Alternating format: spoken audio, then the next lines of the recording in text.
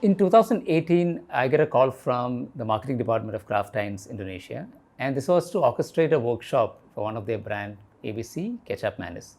Ketchup Manis in Bahasa language means sweet soy sauce. And this is a staple ingredient and it's an integral part of the Indonesian gastronomy, and it has been consumed across the archipelago. This is one of the sauces where every Indonesian grows up with, and they consume it with most of their food, from their nasi goreng, which is their fried rice, from mee goreng, from their satés and from their stews and their noodles. It's consumed with everything. Out of the sauces consumed in Indonesia, 90% will be ketchup manis. And ABC is an iconic brand in Indonesia. I mean, they have been in existence for 45 years. Generations have grown up on its taste. Currently, the brand is a number 2, and they also have facing challenges from upstarts. So ABC was looking for emotional relevance to connect to its core consumers, which is the moms in Indonesia. And towards this, they had commissioned a research with an agency in Jakarta. So we decided not to start the workshop with a research presentation because if you're coming out of the cold and you're not with the customers and you're just going to look at a presentation, it's very difficult to form empathy. And you also potentially get into an evaluative mode. And the best way to connect to the audience is to connect with our own journeys. And we designed an immersion experience, which was conducted by my brilliant colleague, Jesse. So we made the entire audience to sit in a circle. And Jesse asked them to close their eyes and travel back the memory lanes to connect with their moms, who they were as people, what are their aspirations, what are the journey that they went through, and to connect to them for a moment. And there was no hurry. I mean, there was a slowing down of time and space. People would close their eyes. There was initial awkwardness, but then the silence became beautiful. And by the time the team members start sharing, we all were kids and teenagers. And the stories which came out of that session was so powerful. And I remember a lady talking about how her mother was a source of comfort and confidence when they were not really rich in the neighborhood they grew about, but mother kept assuring that that they were well-to-do and gave her the confidence and instill that sense of anything is possible. Or another person talking about his mother saying that how she was a visionary and he was an ADHD kid, and he was wondering how did she figure out that it was not a part of my naughtiness, but it was a problem, and then really having the sensitivity to pick up that and getting me diagnosed, which transformed my entire life.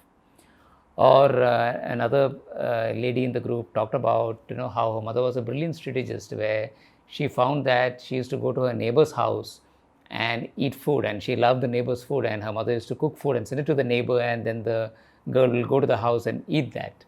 And this was multi-dimensional, from comfort and warmth and happiness to courage, to be a visionary, to be a strategist, and the journey we went through, and it was all for the happiness and the progress of the family. And it was a moment where all of us lost our professional standing and spaces we came from. We just became people, we just became human, we just connected to each other. We were vulnerable at that moment. We could connect to each other's stories. And when they talked about moms, it was not something on a presentation which I looked at from a distance and objectively tried to analyze and then make sense of it. And this just laid the foundation for that workshop. And this provided the environment for psychological safety, the environment for us to share half-baked ideas, to share our concerns and fears. And after that is when the presentation gets shared. And what the presentation revealed was that 60% of the women in Indonesia work. And they work, it is for the progress of the family, but it's also something which gives a lot of identity to women like from any other part of the world. And that's something they don't want to let go of. But this is actually complicated because the gender dynamics and the roles in Indonesia still remains pretty rigid. And especially when it comes to cooking, the roles are very, very clearly demarcated with the man and woman. One, there is a little appreciation from men There are many times even men wants to do, they really don't know how to do. They're pretty much victims of the patriarchy. And this lack of appreciation, which slowly then moves on into, lack of respect and love in the relationship, and eventually it ends up in divorces. And the number of divorces in Indonesia has been on the rise. And the group had a good representation of mothers in the audience. There were good representation of married men. And this then became the fodder for discussion in the workshop. And now the beauty of this was that it was not so much about the consumers. It was about the consumers, but it was also about you. The work was becoming personal, and that's a sign where great, powerful work can potentially emerge. The marketing and the agency team was a young group of people. They pretty much represented this audience. And you could see an internal belief which was emerging within the team that this is something that we can fight for. This is what we want to really stand for, and this is meaningful. And ABC, being the iconic brand, potentially has the equity to take a position like this, to start a conversation in the Indonesian society, to challenge some of the norms and engage in a meaningful dialogue, so some change can happen when it comes to gender equality. And maybe ABC as a brand can start the conversation starting from the kitchen. And it was clear within the team that this is not going to be just a campaign. There has to be ground level actions, and a couple of things they identified. One was to empower men to participate in cooking by launching a cooking academy. Till date, they have trained 175,000 men to cook, and also celebrating them as real husbands, tackling some of the cultural taboos which are involved in cooking. Also, a lot of gender related dynamics starts at a very young age. In Indonesia, in schools, when it comes to extracurricular activities, girls will pick up cooking and boys will pick technical subjects. And they worked with 50 secondary schools at that point of time to ensure that both boys and girls cook and blur some of these gender distinctions induced by society. On top of this came the powerful campaign conceived and created by VML Singapore. And all kudos goes to the leadership, the courage to bet on the team and take this call to run this program and air a campaign like this.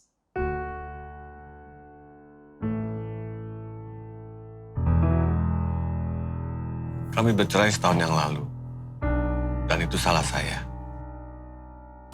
Saya jarang membantu dia, padahal dia lakukan semuanya.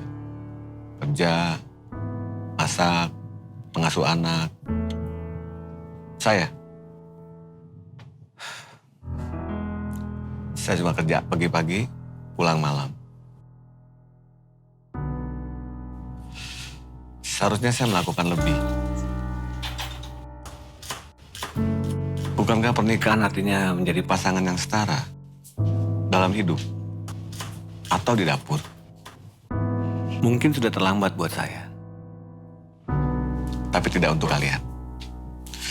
Jadi suami sejati yang mau membantu, yang mau masak.